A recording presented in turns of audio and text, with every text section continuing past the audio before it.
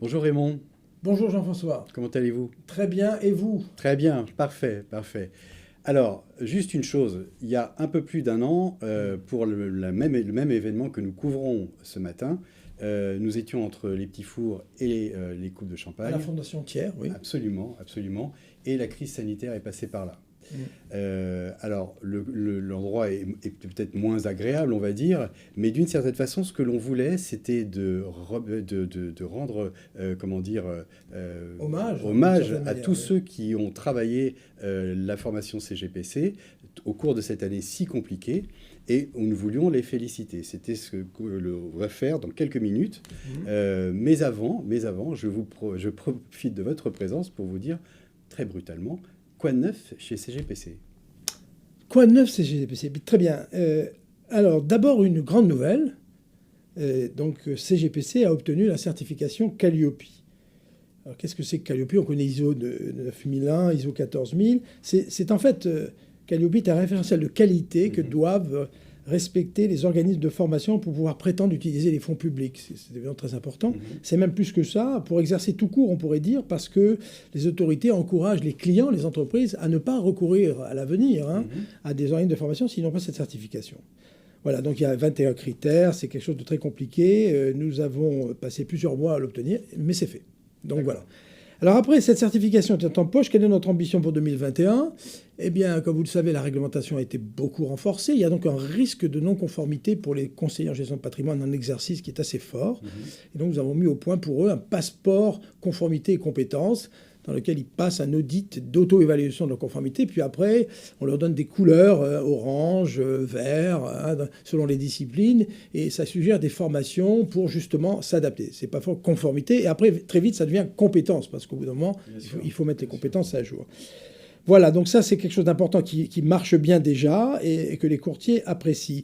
La deuxième chose, c'est que nous voulons offrir un sésame pour devenir mandataire d'assurance. Mandataire d'assurance, c'est la première marche du CGP, si je puis dire. Il va faire de l'assurance vie, des choses comme ça, et il va travailler avec d'autres, avec des courtiers, avec des gens plus expérimentés ou des compagnies d'assurance. Et donc ça, on offre ça, c'est en train d'être mis en place, et si vous voulez, on va l'offrir peut-être à titre d'étape. C'est-à-dire soit les gens sont mandataires, ils sont comme ça, ils le restent, soit ils veulent aller plus loin, être conseillers en gestion de patrimoine, et ils vont progresser, et en quelques années, ils vont parcourir, alors je vais faire une répétition, mais tant pis, un parcours certifiant. C'est un véritable parcours certifiant que nous proposons. Et puis enfin, 2021, c'est aussi l'année de l'ouverture, c'est-à-dire que nous voulons ouvrir la certification à de nouveaux publics. Alors pourquoi? Parce que nous constatons beaucoup de professionnels en reconversion. Nous avons des gens qui nous appellent, je suis dans l'industrie, je fais ci, je fais là. Aussi des sportifs de haut niveau, j'ai besoin de me reconvertir. Conseiller en gestion de patrimoine est un métier dans lequel on peut se reconvertir avec bonheur. C'est un vrai métier. Et si vous prenez les sportifs de haut niveau, par exemple, ils ont un peu de patrimoine quand ils sont vraiment de haut niveau. C'est important qu'ils comprennent comment le gérer, comment ne pas le perdre et puis comment le faire fructifier. Donc voilà. Donc c'est cette idée d'ouvrir la certification à la reconversion. Et puis dernière idée aussi de prendre un peu plus de jeunes qu'auparavant dans l'apprentissage. Pour les jeunes, c'est aussi un débouché, c'est pas mal de les prendre. Voilà. Et ça complète finalement le vivier de certifiés qui ne se limite plus à des professionnels en exercice déjà assez compétents. D'accord. Alors, dans cette lourde tâche, vous pouvez quand même compter sur des partenaires. Qui sont ces partenaires? Oui, alors nous avons beaucoup de partenaires qui sont des partenaires, je dois dire, fidèles, puisque ça fait une vingtaine d'années qu'ils sont avec nous. Donc, alors, je vais les citer dans le désordre. Je ne suis pas sûr de respecter même l'ordre alphabétique. Bon, il y a Areas Assurance, CNP Assurance, Le Conservateur, Covea, qui a plusieurs marques. Covea, c'est aussi GMF, c'est la MAF et c'est MMA. Voilà, tout à fait. Il y a Allianz, il y a AXA, qui a été un des fondateurs avec nous. Immovaleur Gestion, qui est la grande compagnie d'Allianz qui s'occupe de l'immobilier. Et puis enfin, beaucoup d'indépendants. Plusieurs centaines d'indépendants, des cabinets qui viennent parce qu'ils pensent que c'est utile pour eux. D'accord. Et on en arrive à une question toute simple, en fait. Mais j'aimerais bien que vous la répétez à chaque année, mais c'est toujours très intéressant. À quoi sert la certification? Est-ce que vous pouvez... vous avez parlé des problèmes réglementaires. Alors, il y a bien cela, mais il n'y a pas que ça. Il y a certainement la connaissance. Mais répondez-moi, à quoi sert la certification? Qu'est-ce que ça veut dire? En combien d'heures? J'en laisse. Vous me 5 minutes. Ouais, Merci voilà. Jean-François. Alors, d'abord, il y a on peut dire, pour aborder le sujet, il y a une double raison d'être un conseiller en gestion de patrimoine certifié. La première idée, c'est que c'est utile d'optimiser son patrimoine. C'est-à-dire qu'on se retrouve plus heureux. Les anglo-saxons parlent de financial wellness, le bien-être financier. Si on a ce bien-être financier qui réagit sur le bonheur tout court, si on a pris des décisions avisées, éclairées tout au long de sa vie. Ça commence par la résidence principale, on la prend pas, etc. Et donc, il y a un intérêt à optimiser son patrimoine. Une fois qu'on a accepté cette idée, on voit que la technicité, l'ampleur des connaissances à mobiliser est tellement importante que quand même, il vaut mieux avoir un conseiller professionnel, à condition que ce conseiller soit compétent, qu'il ait l'ensemble des compétences requises, et pas juste un produit à vendre, et puis par ailleurs qu'il ait une éthique et qu'il s'engage à respecter ce code d'éthique. Je viens de décrire le certifié. En quelques minutes à peine. Voilà, alors évidemment, ça, je l'ai décrit, mais après, vous pourriez me dire, et vous me dites régulièrement, c'est quoi les compétences de cette personne ? Alors, les compétences, on en a 8 en fait, les compétences. La première, c'est il faut qu'il soit capable de qualifier la situation juridique des personnes et des biens, de la famille, et du coup de définir des stratégies patrimoniales civiles. C'est-à-dire, si je suis en union libre, si je veux protéger mon conjoint, il faut que je fasse un testament. Donc il y a toutes des questions. Est-ce que je vais détenir mes biens directement avec une société civile ? La transmission, est-ce que je vais faire des donations ? Donc on a tout ce environnement juridique, il y aura un prix d'ailleurs pour ça tout à l'heure, qui concerne la situation juridique des personnes et des biens. Après, deuxième compétence, il faut savoir gérer les finances de la famille. Plus difficile qu'on croit.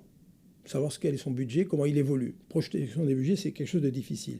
Il faut définir des stratégies d'investissement immobilier, financier, et puis aussi dans ce que l'AMF appelle de manière exotique les biens divers. C'est-à-dire on peut investir dans des haras, dans des manuscrits spécieux. Alors maintenant, dans les bitcoins peut-être, mais ça, nous disons qu'il faut être très prudent. Voilà. Donc ça, c'est la troisième compétence. Il faut savoir faire ça, stratégie d'investissement. Après, il faut savoir protéger les personnes et le patrimoine. C'est l'assurance vie, les bons de capitalisation, les assurances contre le risque de la vie et la préparation de la retraite. Cinquième compétence, il faut être capable d'apprécier les aspects fiscaux, des stratégies patrimoniales, de manière à optimiser la contribution. Et vous voyez que je parle de ça en cinquième, pas en premier, en deuxième, parce que gérer son patrimoine, c'est pas défiscaliser à tout va.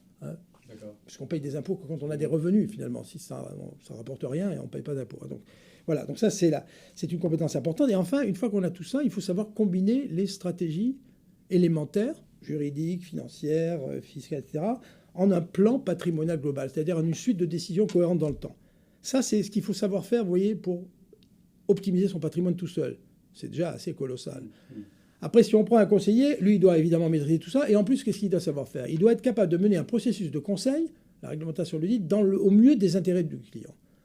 Plus de vente de produits, un processus de conseil, c'est-à-dire savoir questionner le client, comprendre ses besoins, ses exigences, les traduire dans des recommandations personnalisées. Et vous voyez que la dernière compétence, c'est quoi ? C'est que donc, quand il fait tout ça, il doit respecter une réglementation qui a des centaines de pages et donc il doit être capable d'agir efficacement en conformité avec la réglementation. Pas seulement être conforme, mais efficacement. Sinon, il se noie. Voilà, ça fait 8 compétences clés. Tous ceux qui sont reçus et qu'on va féliciter tout à l'heure, ils ont ces compétences-là. Bien, c'est un programme extrêmement important, ambitieux et nécessaire, on va dire, en même temps. Juste avant, parce qu'on va tuer le suspense, il faut arrêter, ils sont chauds bouillants. Oui, je crois. Voilà. Juste une chose, dites-nous, parce que je sais que vous connaissez vos promotions par cœur, la promotion 2020-2021, comment vous la qualifiez ? Est-ce que vous avez trouvé des pépites, comme vous aimez en trouver ? Est-ce qu'il y a des choses qui peuvent ressortir ? Qu'est-ce que vous en pensez ? J'en pense beaucoup de bien. Belle promotion. Oui, c'est une belle promotion. C'est une belle promotion. Chaque promotion a son originalité. Alors ceux-là, évidemment, déjà, on peut dire à coup sûr qu'ils sont courageux. Parce qu'ils ont été mis dans des conditions absolument apocalyptiques. Alors, on est passé d'une formation où il y avait du présentiel et où ils voyaient les enseignants à tout d'un coup des classes virtuelles dans lesquelles ils étaient loin et dans lesquelles, de temps en temps, la vidéo se plantait, etc. C'est quand même un changement. Après, ils ont passé un examen en ligne. Bon, voilà, ceci, je vous assure, c'est un facteur de stress. On voit pas, on fait un oral en ligne, puis la connexion faiblit, puis le jury n'entend pas bien. Bon, très bien. Donc ils sont courageux, ils ont été adaptables, c'est-à-dire qu'ils sont adaptés à tout. Quand il y avait des difficultés, on les a résolues ensemble. Voilà. Et ils sont compétents au sens où la promotion a des bonnes moyennes dans les différentes épreuves. Ils ont montré. Alors ce qui est toujours difficile, c'est la partie je traite un cas patrimonial, que ce soit à l'écrit ou à l'oral. Alors à l'écrit, c'est parce qu'il y a une méthode à avoir, parce que sinon, on n'a pas tout le temps du monde et on n'a pas toute l'aide qu'on a en général après quand on est dans l'entreprise, parce qu'il y a des trucs qui existent. Donc il faut se débrouiller tout seul. Voilà, ça c'est un premier sujet. Et après, à l'oral, c'est toujours compliqué quand on est face à un client, de le questionner comme il faut. Et en particulier parce que nos clients jurys, là, quelquefois, jouent un peu les clients qui disent n'importe quoi. Et donc, il faut être capable de dire, vous dites n'importe quoi, client. Enfin, on ne dit pas comme ça, bien sûr. Voilà. Donc c'est ça qui reste le plus difficile, qui est le sel du métier, mais donc courageux, adaptable, compétent, volontaire, sympathique. Bon, belle promotion, alors. Oui. Alors, nous allons, sans plus attendre, passer au résultat, Raymond. Oui. Mais nous allons nous faire aider, parce que nous allons avoir le plaisir d'accueillir à l'écran, puisque nous respectons les gestes barrières, deux membres partenaires, en tout cas de CGPC. Thierry Sénac, qui est directeur des réseaux vie du groupe Covea, et Christophe Duval, qui est responsable de la formation du groupe Le Conservateur, qui donc vont nous aider à remettre tous ces prix que vous avez décernés par leur qualité, par leur travail. Voilà, et prix qui seront visibles après, bien sûr, mais tu expliques. Donc, nous y allons.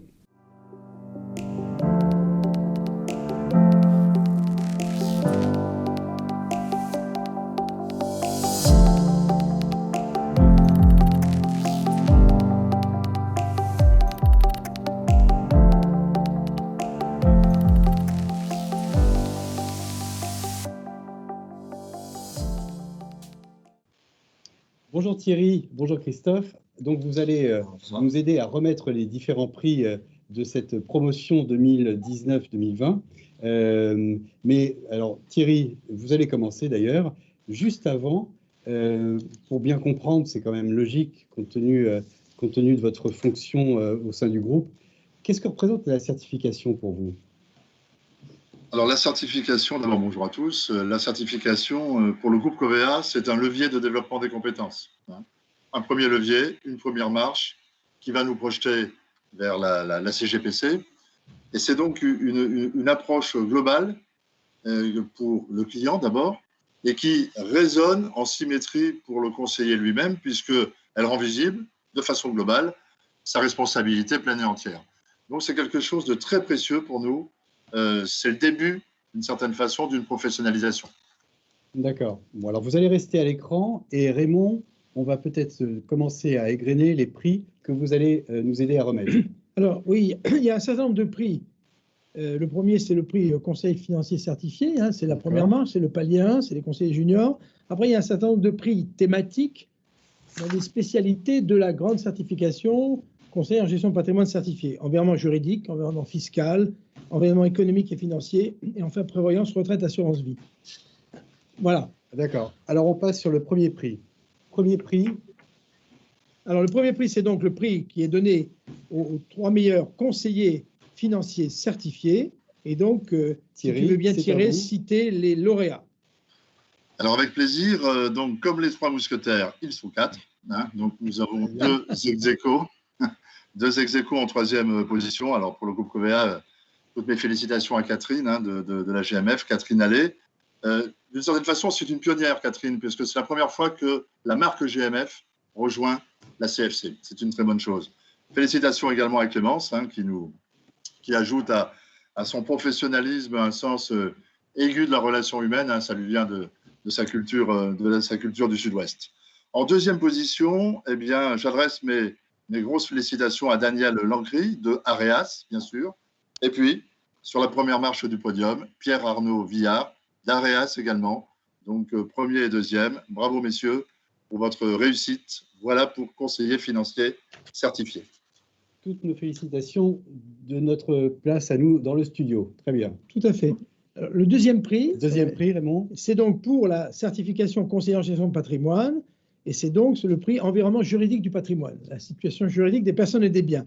Thierry ? Alors là aussi, nous avons 4 récipiendaires. Donc, en 3e position, nous félicitons Julien Candelaft, qui est indépendant. Nous avons également Zoé, Zoé Armand, indépendante en 2e position. Simon Fichet, du Conservateur, obtient aussi la 2e place. Félicitations. Et puis en première place, peut-être un petit clin d'œil à Alexandre Bougot, du groupe Covea, qui est un acteur éminent chez nous en termes de formation. Il adore la musique, il adore le cinéma. Alors, si vous le permettez, je lui décerne un Oscar parce qu'il est premier sur cette UV, mais il est deuxième et troisième sur d'autres UV.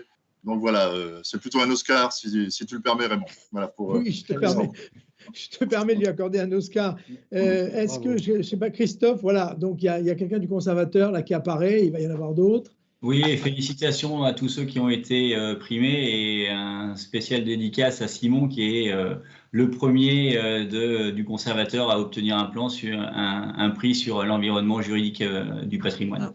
Ben voilà. Parfait. Moi, j'ajouterais juste un mot, c'est que vous voyez les indépendants. Nous avons Jules Candelabs, c'est un Richelieu international, c'est un petit groupe qui intervient en Asie pour les Français expatriés. D'accord. Donc, qui est attiré par le côté international de la certification. Et vous voyez que les indépendantes se débrouillent bien. Bah, il avait peut-être un temps d'avance avec Teams, lui, alors. Peut-être, oui. On peut voir. Bon, ça se discutera. Ça se discute, tout à fait. Allez, troisième UV. Allez, troisième environnement fiscal. La fiscalité. Voilà. Alors, allons-y. Vas-y, Thierry.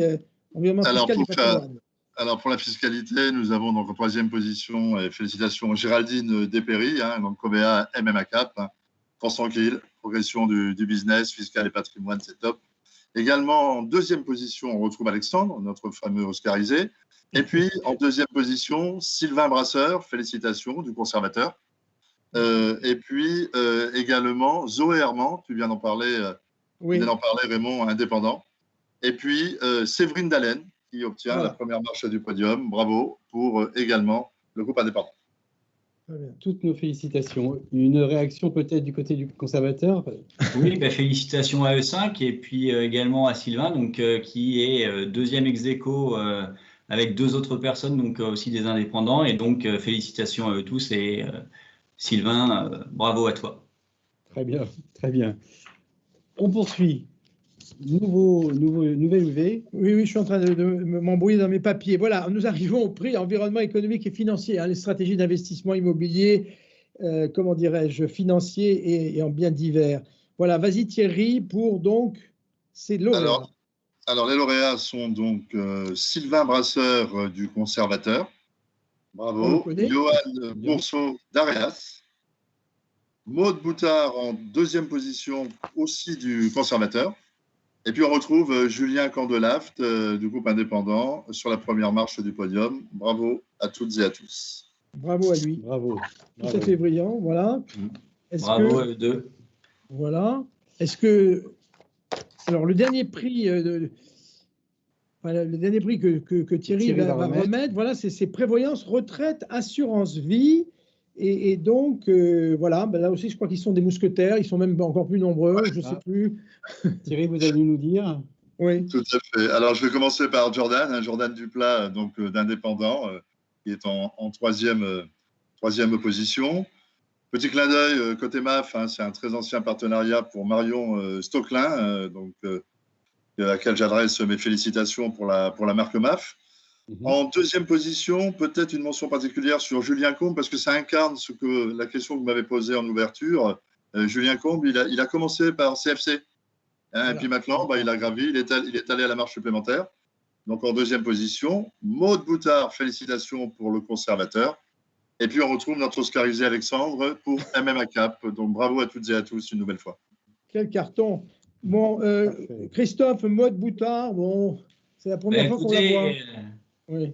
Encore une belle réussite. Elle était sur les précédentes slides, donc avec une deuxième position là au corps, avec donc Sylvain tout à l'heure. Donc oui, une belle réussite de Maude cette année et en espérant la revoir dans les prochains slides encore qui vont arriver. Qui sait? Alors en tout cas, vous allez garder l'antenne. C'est l'antenne. Christophe, bien, pardon. Ouais, vous allez garder l'antenne et même punition. Vous n'allez pas démarrer avant de nous dire ce que vous pensez de la certification et les raisons pour lesquelles on retrouve le groupe conservateur. On retrouve le groupe Le Conservateur avec la CGPC parce qu'on est un partenaire de longue date et ce qui permet à certains de nos agents de s'inscrire dans une politique de formation beaucoup plus globale pour celles et ceux qui souhaiteraient donc poursuivre, j'allais dire, leur formation et en obtenant une certification qui aujourd'hui est quand même d'un niveau master, qui donc permet aussi de upgrader les compétences de nos agents généraux et de pouvoir donc appliquer après en clientèle toutes les connaissances qu'ils ont appris au cours de cette formation. D'accord. Très bien. Parfait. On passe aux récompenses. Oui, alors la récompense. Donc, on a le prix réglementation et déontologie. Très important. La réglementation n'a cessé de se durcir et la déontologie est fondamentale dans ce métier. Absolument. Christophe, qui a gagné? Oui. Alors, nous avons 3 ex-aequo à la 3e place avec Ying Cheng, qui est donc indépendant. De nouveau, Jules Candelaft de Richelieu, indépendant aussi, et un du conservateur, Julien Varenne. Donc, félicitations à tous les 3 et avec particularité avec Julien, donc félicitations. En 2e position, on retrouve de nouveau Maud Boutard. Donc, Maud, félicitations à toi, hein, du conservateur. Bien joué, belle performance. Et félicitations également à Alexandre Bougot de MMA Cap, hein, puisqu'il était déjà cité précédemment avec les précédents prix. Donc, félicitations à tous les 5 et bravo à tous. Voilà. Parfait. Thierry l'Oscarisé, n'est-ce pas, hein? Donc, oui, c'est un petit clin d'œil. Merci, Christophe. C'est ça, tout à fait. Voilà, et donc après... Vous gardez la main pour le nouveau élevé. Diagnostic et synthèse patrimoniale globale, donc ça, on explique, c'est donc là qu'on traite un cas patrimonial, hein, du début jusqu'à la fin, et qu'aussi on pratique un entretien où on questionne le client, on essaie de comprendre quels sont ses besoins, ses exigences, ses objectifs. La partie la plus importante. C'est la partie fondamentale, c'est le métier, c'est le processus de conseil. Et donc, qu'est-ce qui s'est passé alors, Christophe, pour cette UV? Dis-nous. Et ben pour cette UV, de nouveau en 3e place, on retrouve Maud Boutard du conservateur. Donc félicitations Maud pour cette très belle 3e place. Félicitations aussi au 2e et 1er, donc Paul Pilati de VIP Finance. Et de nouveau Jules Candelaft, indépendant de chez Richelieu International. Donc félicitations à tous les 3. Surtout sachant dans quelles conditions ça a été fait cette année avec la crise sanitaire. Donc félicitations encore plus cette année que du présentiel. C'était vraiment pas facile à réaliser, donc bravo à tous les 3. Et bravo aux autres aussi, bien évidemment, mais tous les 3 en particulier. Cela va sans dire, mais ça fait mieux en le disant, effectivement. Tout à fait. Et pour tous les récompensés. Et last but not least, le grand prix du meilleur conseiller en gestion de patrimoine certifié. Qui est donc sur l'ensemble des épreuves, en fait. Voilà, c'est toujours très important. Alors, vas-y, Christophe, dis-nous tout. Écoutez, je suis heureux d'annoncer ce conseil en gestion de patrimoine certifié, puisque à la 3e place, nous avons 2 ex-aequo. Alors, je vais commencer par Alexandre Bougot, donc de chez MMA, qui est donc 3e avec ex-aequo Sofiane Amechkan du conservateur. Donc, félicitations à tous les 2, sachant en plus qu'Alexandre, on l'a vu, était déjà précédemment nommé. Ceux qui sont apparus dans les précédents prix viennent bien évidemment ici. Donc, on a Jules Candelaft en 2e position, qui est indépendant, donc de chez Richelieu Indépendant. Et toutes mes félicitations à Maud Boutard, qui truste la 1re place cette année, donc du Grand Prix de conseil en gestion de patrimoine certifié. Félicitations à tous les 4. Félicitations Sofiane et félicitations Maud. C'était vraiment une très très belle session. Bravo à vous tous. Très belle session et dans des conditions vraiment difficiles, on ne peut que le rappeler de toute façon.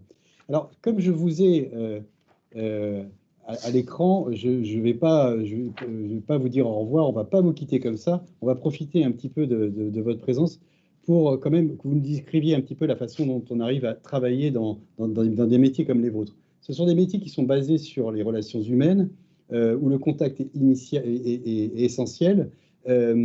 Nous allons entrer dans notre 3e confinement. Alors, je ne sais pas si on doit le dire, en tout cas pour un tiers de la population. Ma question, elle est toute simple.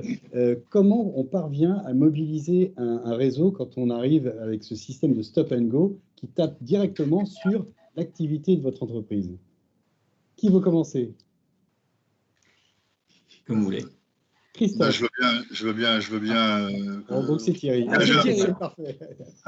Pardon, un premier niveau de réponse. Jean-François, vous l'avez dit, hein, donc évidemment, situation de stop and go, ça n'est pas facile à gérer. Mais le groupe Covéa s'est mobilisé très très rapidement pour essayer de résoudre l'équation. Comment finalement, alors que nous allons être de plus en plus à distance, eh bien, réussir à augmenter la proximité avec nos collaborateurs. Donc, on a immédiatement accusé réception auprès des collaborateurs de la situation et nous avons déployé des trésors d'ingéniosité pour travailler à distance, faire des briefs très très réguliers, être vraiment très au contact de nos collaborateurs et surtout les accompagner et décoder les communications successives gouvernementales, ce qui n'est pas un exercice facile, vous le savez bien, pour que nos collaborateurs soient rassérénés, qu'ils soient dépositaires de leur propre sécurité et de la sécurité de nos clients. Et je dois dire qu'ils s'en sont formidablement acquittés, puisque à l'heure où l'on se parle, le business n'a pas eu à en pâtir ni en 2020, ni, je le rappelle, en 2021, parce que nous ne sommes pas revenus à la normale. Voilà ce que je peux dire rapidement. Parfait. Christophe, c'est une vision qu'on peut avoir aussi au groupe conservateur? Oui, tout à fait. Dès l'annonce du premier confinement, on a permis donc à notre réseau d'agents généraux d'assurance de maintenir le lien à distance à la fois entre eux, mais également et surtout avec leurs clients, avec les outils digitaux actuels. Cette crise sanitaire nous a donc permis d'accélérer le développement du digital. Nos agents donc, ont une relation forte car durable avec leurs clients. Ils sont restés en contact avec nos sociétaires en leur apportant de l'information tant sur le plan économique que sur le plan d'évolution des marchés quasiment quotidiennement. Par ailleurs, ils ont beaucoup travaillé sur leur portefeuille client, ce qui nous a permis d'être en croissance sur l'année 2020 également, avec un chiffre d'affaires historique en croissance de 4%. Et c'est bien le maintien de la proximité entre l'agent, son client et la qualité du conseil qui a été donc apporté, qui, quel que soit le mode de communication, a été la clé de la réussite. D'accord. Question toute simple, une entreprise, ça vit, il y a des gens qui viennent et qui partent, et puis d'autres qui arrivent, des jeunes notamment, parce que je sais que vous recrutez également des jeunes qui sont formés, bien évidemment. Comment on fait pour mettre en contact ces jeunes avec pas les anciens, mais en tout cas les gens présents dans l'entreprise? Comment se fait le contact, l'intégration initiale, qui est essentielle d'ailleurs pour une carrière professionnelle dans une entreprise? Eh bien, le conservateur a dès le 17 mars 2020 mis tous les moyens à disposition pour poursuivre la formation initiale et continue de nos agents. Ça fait maintenant 1 an que nous démultiplions la formation initiale en classe virtuelle. Et l'une des forces du conservateur pour nos stagiaires, c'est d'être accompagnés tout au long de leur parcours, de leur formation, non seulement par le formateur du siège, mais également par des animateurs recruteurs en région qui assurent la bonne évolution de la formation durant les semaines de cours. Et comme ça, le suivi et l'ancrage local sont ainsi anticipés pour les nouvelles recrues. D'accord. Thierry, c'est cette anticipation, parce que c'est forcément de l'anticipation et un gros travail en amont. C'est exactement la même chose? Alors, parfaitement en ligne avec Christophe. Je dirais qu'en période normale, le tutorat que nous avons imaginé depuis très très longtemps avec un accompagnement de proximité, il a été encore plus musclé. Et nous avons, en période de pandémie, pris la responsabilité avec des fichiers divers et variés que nous avons mis à la disposition de nos nouveaux entrants. Nous avons pris la responsabilité d'émettre des appels sortants afin que la fréquence de contact de ce nouvel entrant avec les clients soit la plus fréquente possible, si j'ose dire, pour que la compétence ne soit pas perdue et qu'elle soit d'une certaine façon dopée. Donc, on a fait feu de tout bois avec un tutorat encore plus musclé qu'à l'accoutumée. D'accord. Avec une complexité supplémentaire, et c'est aussi une question, c'est qu'entre des régions qui sont confinées et d'autres qui ne le sont pas, pour maintenir le contact, c'est une sacrée paire de manches. En fait. C'est un peu compliqué. Alors, c'est très, très juste. Alors, pour le groupe Covéa, c'est de la dentelle. Faut être simple. Alors, on a déjà dans notre écosystème ce qu'on appelle les réseaux propriétaires qui, eux, travaillent dans des conditions sanitaires optimisées, évidemment, à l'intérieur de nos agences. CMAF et MMA, pour ne pas les citer. Et ensuite, on a MMA qui travaille, entre guillemets, dans le dur. Et nous avons engagé tout un protocole hyper précautionneux pour à la fois rasséréner nos clients lorsqu'ils sont au contact de nos salariés, de nos conseillers financiers, mais également qu'ils prennent soin d'eux-mêmes. Et certains d'entre eux, d'ailleurs, on a été obligé un peu d'insister parce qu'il y avait un tel engouement à combler un petit peu ce déficit que de temps en temps, ils auraient pu oublier le protocole sanitaire qu'il a fallu leur rappeler. Voilà. Mais tout va bien. Et Christophe, de votre côté, c'est pareil. J'imagine que vous avez les mêmes problématiques. Oui, tout à fait. La formidable avancée des outils de communication digitaux a permis de maintenir le contact entre le siège et notre réseau d'agents. Par ailleurs, nous avons développé une expertise forte en région, notamment avec des ingénieurs patrimoniaux sur l'ensemble du territoire. Et ce maillage qui était donc établi bien avant la crise sanitaire nous a permis de maintenir l'accompagnement de proximité des agents et de nos clients sur des dossiers patrimoniaux ou plus techniques. D'accord. Alors, ce sera ma dernière question parce que je sais que votre temps est compté. Vous avez de la formation, plein d'activités. Et je vous remercie encore d'être là avec Raymond.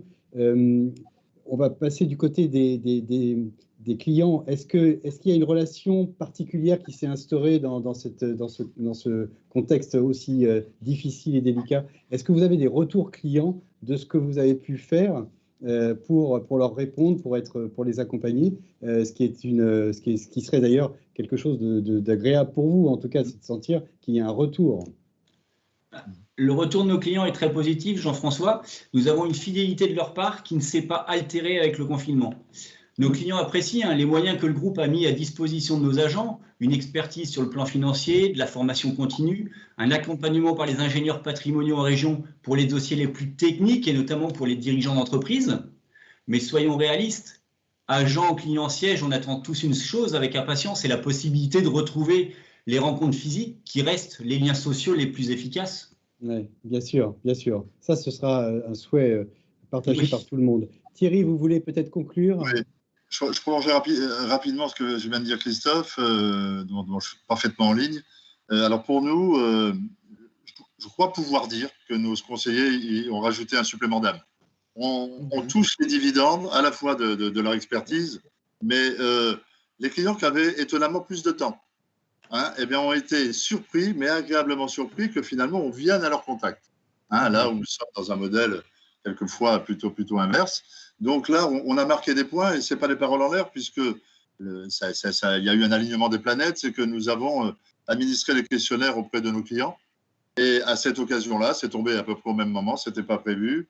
Les clients nous ont rendu hommage de cette célérité, de la façon dont nous sommes allés au contact pour les accompagner dans la durée. Et voilà, j'insiste sur le fait que nos collaborateurs, mes collègues, ils ont rajouté quelque chose qui est indicible, qui est invisible, qui relève du savoir-être, et le client l'a perçu. Voilà, donc c'est plutôt bien pour le groupe Cobert.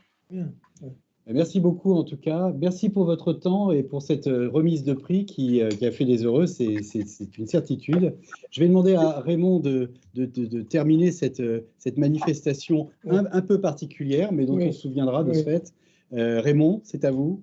Moi, je vais dire simplement merci d'avoir été présent, d'avoir fait vivre ce Grand Prix du patrimoine en dépit de tous les aléas que nous connaissons. La vie continue, j'espère bientôt déconfinée. Bien sûr, il faut l'espérer. Faut l'espérer. Donc, place maintenant aux promotions 2021 qui vont concourir pour le Grand Prix du patrimoine 2022, et dont j'espère qu'il se déroulera avec du champagne et des petits gâteaux aussi. À la Fondation Thiers. Voilà. Nous le souhaitons également. Merci Thierry, merci Christophe, et à très bientôt. Merci. À très bientôt. Merci à vous. Bonne fin de journée, merci. Merci. Au revoir, bonne journée. Thank you.